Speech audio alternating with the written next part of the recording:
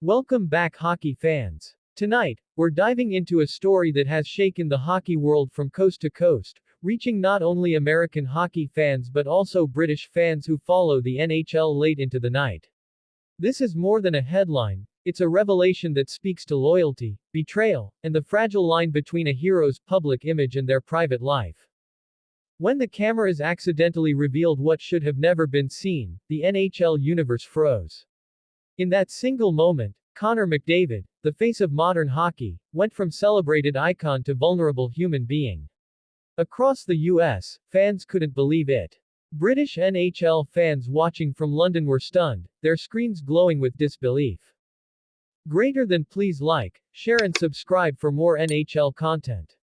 Alright, we're halfway through, and things are about to take a serious turn. If you thought you knew where this was going, think again, this is where the real drama unfolds. Stay tuned, because the best is yet to come.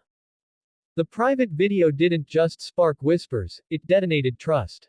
The American crowd roared in disbelief when the story spread in real time, and British fans flooded forums with late-night reactions. This wasn't just about McDavid's performance on the ice anymore. This was about what happens when the most personal part of an athlete's life is stripped bare. Behind the glitz of the NHL, there is pain.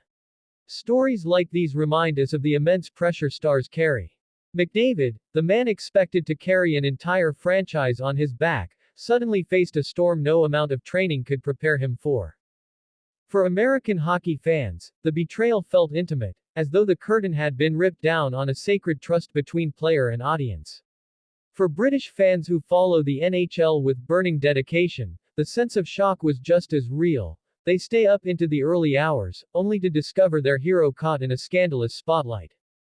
The locker room, once a sanctuary, became a furnace of speculation.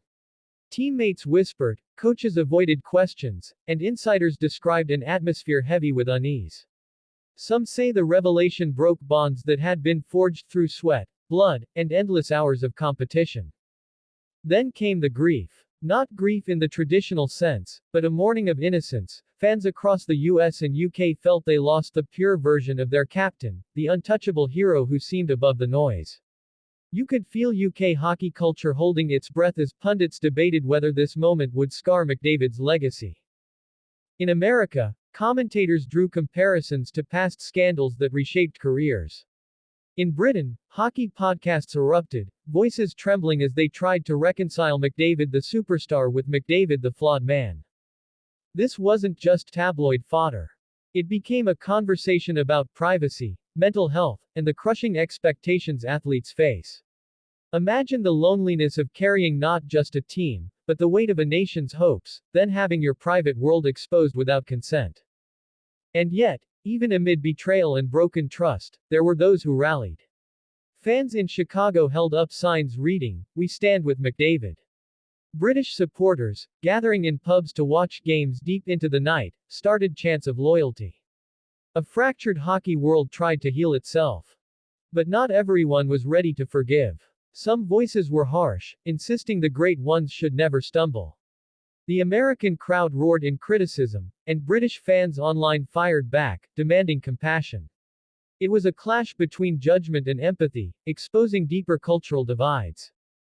Meanwhile, inside the locker room, the true battle raged. Anonymous players admitted that trust had been broken, not by McDavid himself, but by the invisible hands that let the video slip into the public eye.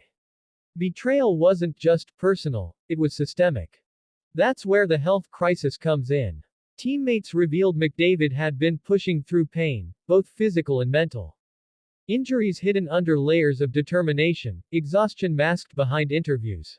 Suddenly, the leaked video looked less like scandal and more like a desperate cry for space. American hockey fans were torn between anger and empathy. British fans who follow the NHL saw the fragility beneath the Warriors' mask. Both sides were left asking, how much do we demand from our heroes before we break them? Tributes began to appear online, not because McDavid was gone, but because his image of perfection was. Memorials of innocence, reminders that every superstar is, at their core, human. Across the US, fans lit candles outside rinks. In the UK, supporters wrote heartfelt letters that spread across social media. The NHL had no choice but to respond. Statements were issued, policies re-examined, and executives scrambled to assure fans that player privacy would be protected. Yet for many, it was too little, too late. The damage was already done. Still, through it all, McDavid skated. He kept playing, kept fighting, even as the storm swirled around him. That resilience became a story in itself, a testament to the willpower that defines the sport. And when he stepped back onto the ice, the American crowd roared, not in judgment this time, but in solidarity. British NHL fans watching from London were stunned again, but this time with admiration. Against betrayal, against loss, against everything, he kept going. The video may have been leaked, but what it revealed was something deeper. The truth that greatness is forged not in perfection, but in persistence. Heroes are not gods. They are men who fall, bleed, and still rise. As the season rolled on, the scandal faded into the background, replaced by the enduring story of a player who refused to be defined by one moment.